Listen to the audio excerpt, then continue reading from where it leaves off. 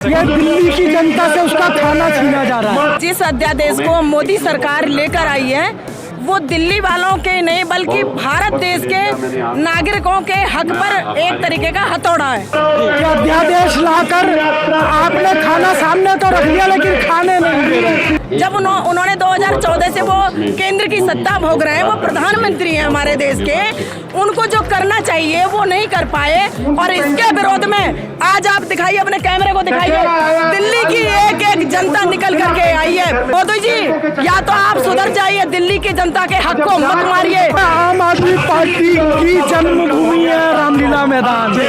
याद कीजिए उस आंदोलन को जहां से आम आदमी पार्टी का उत्थान हुआ। ये देश लोकतंत्र से चलता है, ये देश ईमानदारी से चलता है, सकारात्मक राजनीति से चलता है, बातें बनाने से नहीं चलता। लेकिन मोदी जी ने लोकसभा चुनाव का फायदा लेने के लिए इस अध्यादेश को क्यों लेके आए?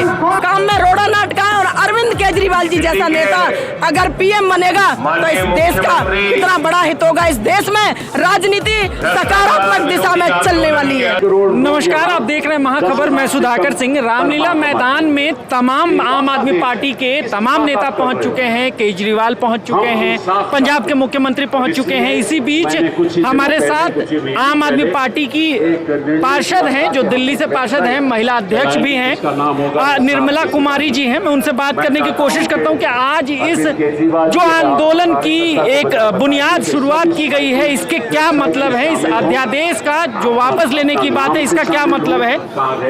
आज जो ये अध्यादेश वापस लेने के लिए एक केजरीवाल जी ने रैली बुलाई है, क्या लगता है इसके क्या फायदे होंगे? देखिए, आने वाले समय में इसके ये फायदे होंगे कि जिस अध्यादेश को मोदी सरकार लेकर आई है वो दिल्ली वालों के नहीं बल्कि भारत देश के नागरिकों के हक पर एक तरीके का हथौड़ा है। क्योंकि आज वो केजरीवाल जी को रोक रहे हैं और कल को वो केजरीवाल जी की बढ़ती जो लोकप्रियता है देश में जो बढ़ रही है उसको वो रोकना चाहते हैं, क्योंकि खुद तो वो काम कर नहीं पाए।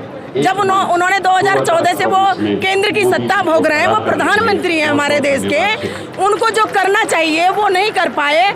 और जब दिल्ली सरकार से जब अधिकार छीने थे ट्रांसफर के और पोस्टिंग के, 8 साल हम लड़ाई लड़े और 8 साल की लड़ाई के बाद में जब इसको हम जीते, सुप्रीम कोर्ट की जो हमारे सर्वोच्च न्यायालय के 5 जजों की पीठ ने जो फैसला सुनाया, दिल्ली सरकार की उसमें जीत हुई, दिल्ली के वोटर की जीत हुई। ऐसे में मोदी जी और अमित शाह को 24 घंटे नींद नहीं आई। उन्होंने 8 महीने की लड़ाई को महज 8 दिन में सुप्रीम कोर्ट के फैसले को पलट दिया उन्होंने। और इसके विरोध में आज आप दिखाइए, अपने कैमरे को दिखाइए, दिल्ली की एक एक जनता निकल करके आई है और इसके विरोध में निकली है कि मोदी जी या तो आप सुधर जाइए, दिल्ली की जनता के हक को मत मारिए और दिल्ली की जनता का जो हक है केजरीवाल जी जो दे रहे हैं उसको आप देने दीजिए। ये अन्याय और ये अत्याचार और ये भ्रष्टाचार और ये बेईमानी आम आदमी नहीं सहेगा। आम आदमी दिल्ली का हो या देश का हो, आज दिल्ली वालों ने दिखा दिया कि दिल्ली वालों में कितनी सच्चाई, कितनी ईमानदारी है जो अपने नेता केजरीवाल के साथ खड़ी है। और एक लेकिन बात यह भी है, तमाम दूसरी पार्टियां ये कह रही हैं कि देश में 24 में लोकसभा चुनाव है, उस चुनाव के मद्देनजर ये तमाम चीजें बुनी जा रही हैं ताकि आम आदमी पार्टी लोकसभा चुनाव में बेहतर कर पाए। देखिए, लोकसभा चुनाव वो अपने समय पर होंगे, कोई ऐसा तो नहीं है कि आज की रैली को देखते हुए लोकसभा चुनाव 1 महीने बाद होंगे। वो तो लोकसभा चुनाव में वो तो होंगे, लेकिन मोदी जी ने लोकसभा चुनाव का फायदा लेने के लिए इस अध्यादेश को क्यों लेके आए? सुप्रीम कोर्ट के फैसले को क्यों बदला? मोदी जी को नहीं बदलना चाहिए ना इस समय। तो ये तो गलत कह रहा है कि लोकसभा के चुनाव को देखते हुए अरविंद केजरीवाल जी ने ये जो महारैली, जो महाताकत है अरविंद केजरीवाल जी की, उसको दिखाया है।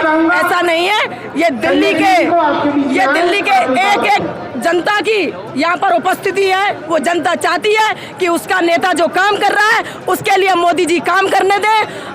काम में रोड़ा नाटका और अरविंद केजरीवाल जी जैसा नेता अगर पीएम बनेगा तो इस देश का कितना बड़ा हित होगा। इस देश में राजनीति सकारात्मक दिशा में चलने वाली है। तो आपको लगता है कि इस रैली के, महारैली के जो आयोजन है, इससे कोई फर्क पड़ेगा? फर्क पड़ेगा, बिल्कुल फर्क पड़ेगा। वोट कौन देता है? वोटर देता है। और ये कौन बैठा है? ये वोटर है। ये कोई किराए के लाए हुए आदमी नहीं है, ये वोटर है, ये अपनी इच्छा से लोग आए। वोटर तो वोट देता है, 2 बार के चुने हुए प्रतिनिधि हैं केजरीवाल, बावजूद इसके अध्यादेश लाया जाता है, सुप्रीम कोर्ट के आदेश के खिलाफ एक अध्यादेश लाया जाता है, तो चुने हुए प्रतिनिधि का तो कोई मोल दिख नहीं रहा है। आप कह रही हैं जनता आई है, मैं मानता भी हूँ, वोट भी दे रही है जनता, प्रतिनिधि केजरीवाल को चुन रही है, लेकिन केंद्र की सरकार मानने को तैयार नहीं है, तो रास्ता क्या होगा? देखिए, केंद्र की सरकार तानाशाही सरकार है। ये एक ऐसी सरकार है, वो कहती है कि जो चुने हुए मुख्यमंत्री हैं वो जीरो है, और जो उनका मनोनीत व्यक्ति जो एलजी बैठा हुआ है वो पावरफुल है। तो ऐसा नहीं होगा। ये देश संविधान से चलता है, ये देश लोकतंत्र से चलता है, ये देश ईमानदारी से चलता है, सकारात्मक राजनीति से चलता है, बातें बनाने से नहीं चलता।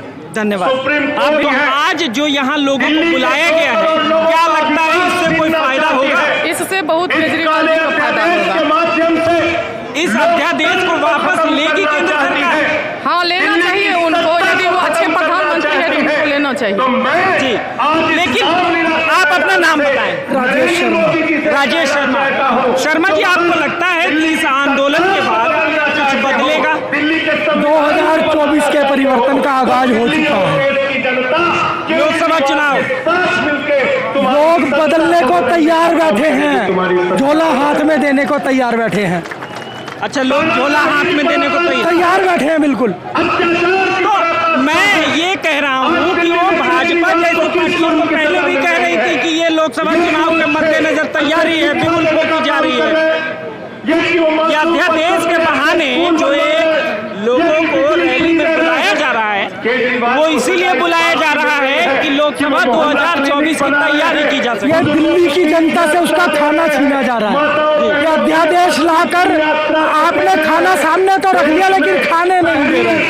आपने ये किया है, अध्यादेश लाकर माननीय सुप्रीम कोर्ट का भी अपमान किया है। आपको यानी कि विश्वास नहीं है सुप्रीम कोर्ट पर, इसलिए आप अध्यादेश लेकर आए हैं। ये रामलीला मैदान हमेशा से आम आदमी पार्टी के लिए उर्वर जगह रही है। जब भी आंदोलन हुआ, आम आदमी पार्टी एक कदम ऊपर चली गई। आज फिर से ये आंदोलन है, तो लगता है ये भी उर्वर और सकारात्मक रहेगा। ये आम आदमी पार्टी की जन्मभूमि है रामलीला मैदान। याद कीजिए उस आंदोलन को जहां से आम आदमी पार्टी का उत्थान हुआ।